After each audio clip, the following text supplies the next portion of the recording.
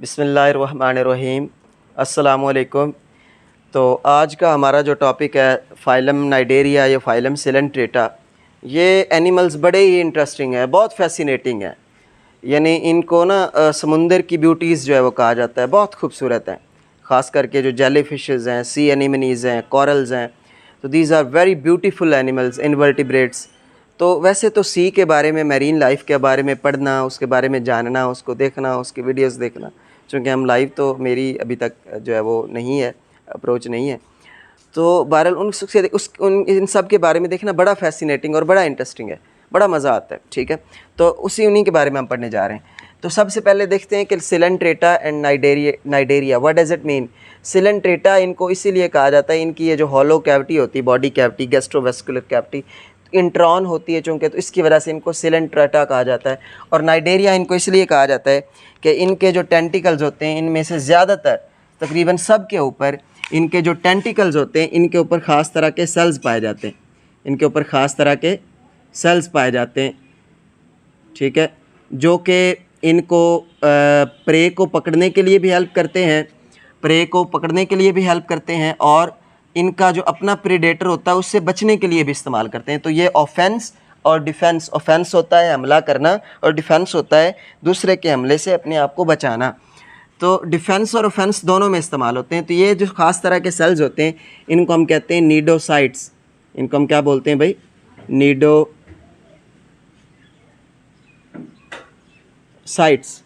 ठीक है, और नीडोसाइट्स के अंदर एक ख़ास तरह का ऑर्गेनल होता है, उनको हम बोलते हैं निमेटोसिस्ट। निमेटोसिस्ट। अगर इसको यानी मैं बड़ा करके बनाऊं, ये जो यहाँ पे सेल्स पाए जा रहे हैं, तो ये इस तरह करके हैं।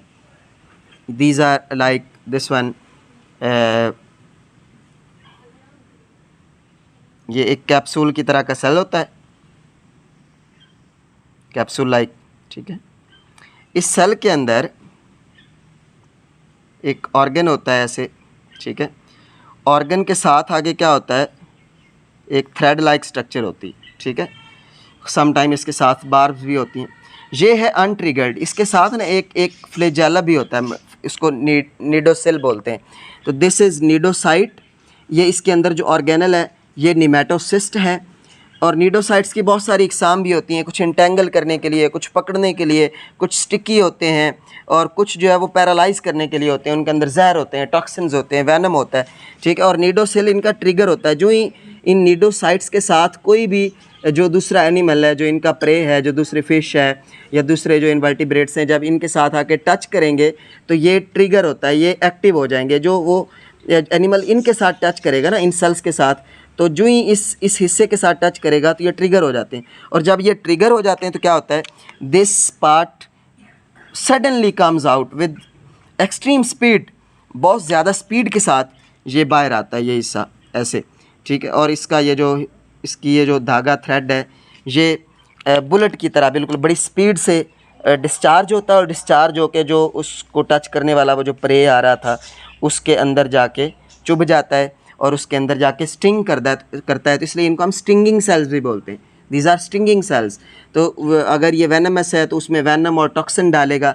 तो ये सब का कॉमन फीचर है। ये सब के अंदर जितने भी हमने यहाँ पे बनाए हैं, कॉरल्स हैं, सी एनिमनीज़ हैं, जेलीफिशेज़ हैं, ओबिलियाज़ हैं, कॉलोनियल जितने भी फॉर्म्स हैं, जैसे फाइजेलिया है, जेलीफिशेज़ हैं, ये सब के अंदर, सब के टेंटिकल्स के ऊपर ये पाया जाता है। तो ये इनका एक बड़ा जो है वो डेडली वेपन है। ठीक है, तो इस वजह से नीडोसाइट्स की वजह से they are called Cnidaria. They are diploblastic. ये टर्म्स आप पहले ही वाकिफ़ हैं, अब मैं इनको ज़्यादा एक्सप्लेन नहीं करूँगा। डिप्लोब्लास्टिक के इनके अंदर 2 लेयर्स होती हैं, डेवलपमेंटल लेयर्स, एक्टोडर्म और एंडोडर्म। तो इनके अडल्ट फॉर्म में भी 2 ही होती हैं, एपिडर्मल बाहर वाली लेयर और अंदर वाली जो है वो gastrodermal layer.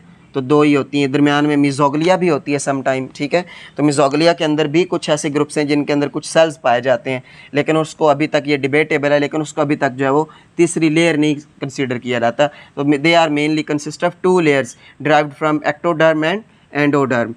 Then they have one big cavity, gastrovascular cavity, that is characteristic feature of all these. चाहे ये पॉलिप हों चाहे मेडुसे हों, दोनों के अंदर ये कैविटी पाई जाती है, गैस्ट्रोवेस्कुलर कैविटी। इसका दूसरा नाम है एंटीरॉन। जैसे हमने ऊपर जिक्र किया है कि इनका नाम सिलेंट्रेटा इसी वजह से रखा गया है, गैस्ट्रोवेस्कुलर कैविटी। ये सैक लाइक कैविटी होती है जो कि ट्रांसपोर्ट का काम भी करती है, डाइजेशन का काम भी करती है, फूड इसके अंदर आती है, ठीक है। तो इसकी एक ही ओपनिंग होती है, with single opening, they just have single opening, उसको हम माउथ बोलते हैं, ठीक है। उसी से फूड अंदर आती है और उसी से जो अनडाइजेस्टेड मैटर होता है या जो भी वेस्ट मटेरियल है उसी से बाहर जाता है, ठीक है। तो दे हैव जस्ट लाइक, अगर हम हाइड्रा की बात करें तो यहाँ पे इसका माउथ है और इसके अंदर हाइड्रा जो है बड़ा ट्यूबुलर सा होता है, तो इसके अंदर ये गैस्ट्रोवेस्कुलर कैविटी है, ये बॉडी इसकी कैविटी है, डाइजेस्टिव कैविटी है।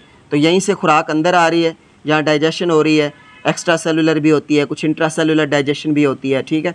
और फिर यहीं से अनडाइजेस्टेड जो है बाहर जा रही है। अगर हम सिमेट्री की बात करें तो they usually generally they have except some larval stages they have radial symmetry, they have radial symmetry. Radial symmetry के बारे में मैं पहले एक पूरी वीडियो बना चुका हूँ, वो आप देख सकते हैं कि जिसमें किसी भी प्लेन से वो प्लेन अगर हम रखें उसके बॉडी के एक्सिस पे, लॉन्गिट्यूडनल जो एक्सिस होता है उस पे किसी भी प्लेन से इनको दो बराबर मिरर इमेजेस में इक्वल हाफ्स में तकसीम किया जा सकता है, इसलिए दे हैव रेडियल सिमेट्री। और बहुत सारे ऐसे भी होते हैं जिनमें आगे बाई रेडियल सिमेट्री होती है, यानी दो तरफ जो है वो चीज़ों की, इनके हिस्सों की अरेंजमेंट होती है। They have alternation of generation.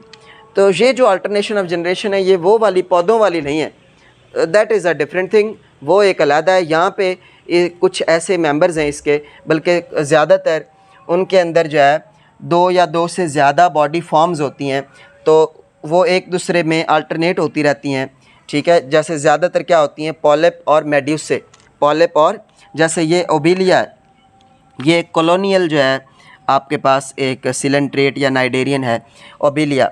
अब ये कॉलोनियल है, ये एक ऑर्गेनिज़म है और ये एक स्केलेटन के ज़रिए जुड़े हुए हैं, ठीक है।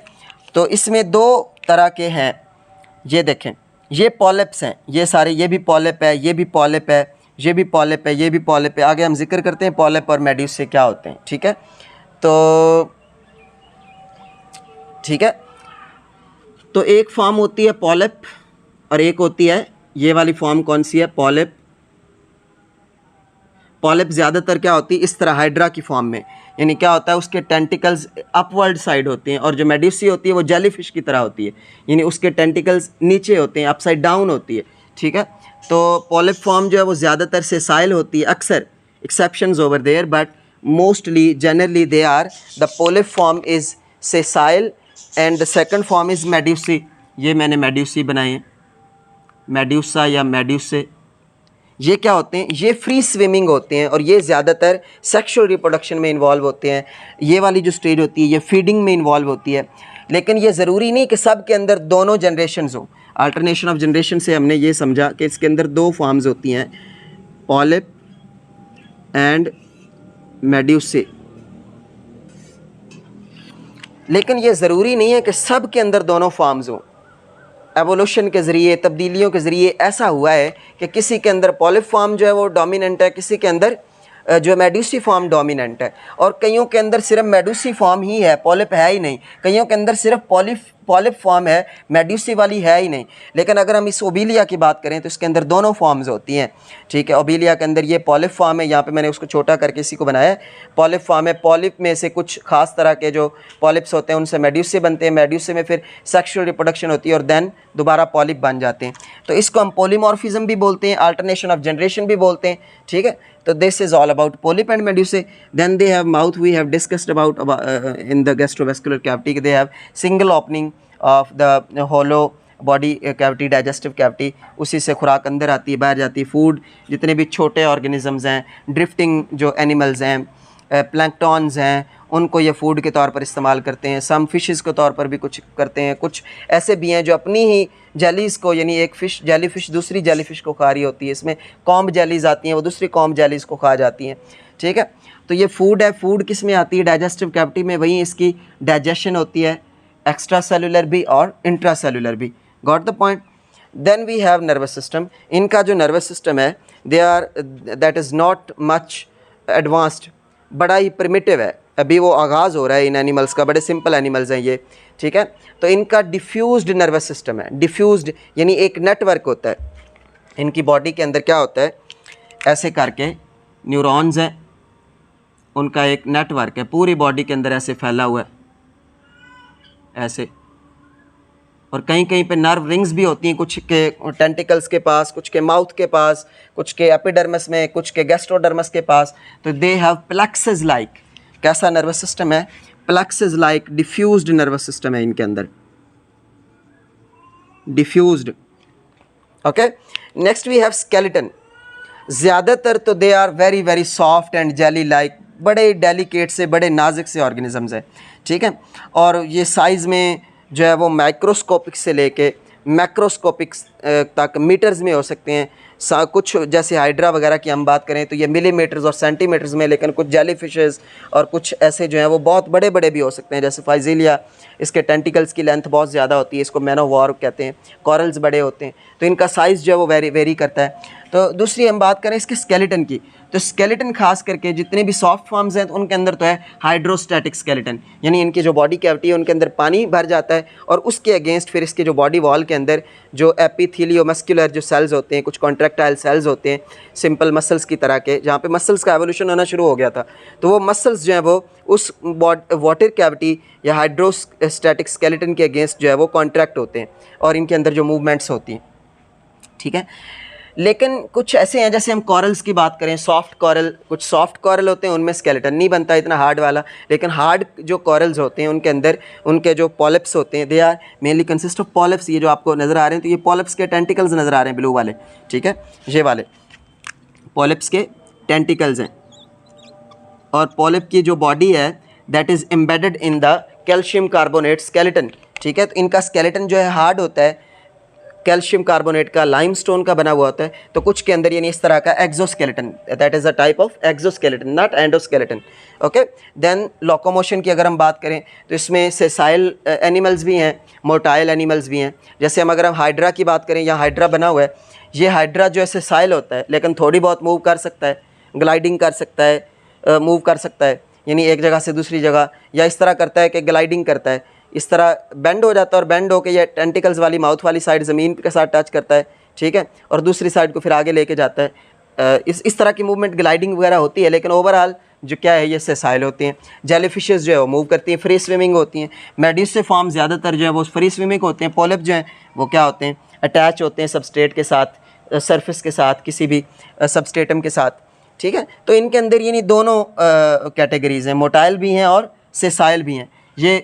अच्छा, ज़्यादातर इतनी कोई एक्टिव इनकी जो है वो मूवमेंट नहीं होती, ज़्यादातर दे आर ड्रिफ्टिंग एनिमल्स, यानी वाटर करंट्स के साथ साथ चलते हैं, ठीक है। जो मोटाइल हैं तो वो भी वाटर करंट्स के साथ साथ, अगर हम कोरल्स की बात करें तो वो भी अटैच्ड होते हैं, सी एनिमनीज़ की बात करें तो वो भी अटैच्ड होते हैं, लेकिन थोड़ी बहुत प्रेडेटर से बचने के लिए मूव कर सकते हैं। आप वीडियोज़ देखिएगा, थोड़ी बहुत ये मूव कर सकते हैं। Then we have their reproduction.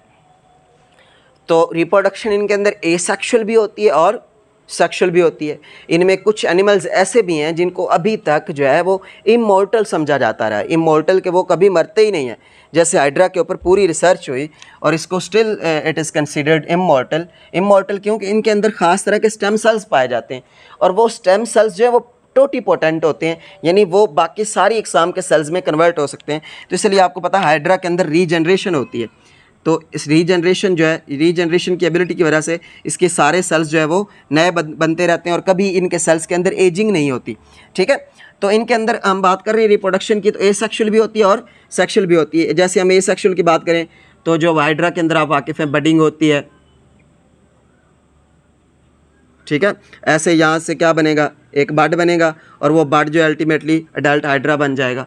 बहुत सारे इनसे बड बनती है, इनसे बड बनती है, ठीक है, बहुत सारे मेथड हैं। तो एसेक्सुअल मेथड्स भी हैं, यानी इनको कट कर दें, रीजनरेशन हो सकती है, फ्रैगमेंटेशन हो सकती है, ठीक है। तो इस तरह के मेथड्स हैं।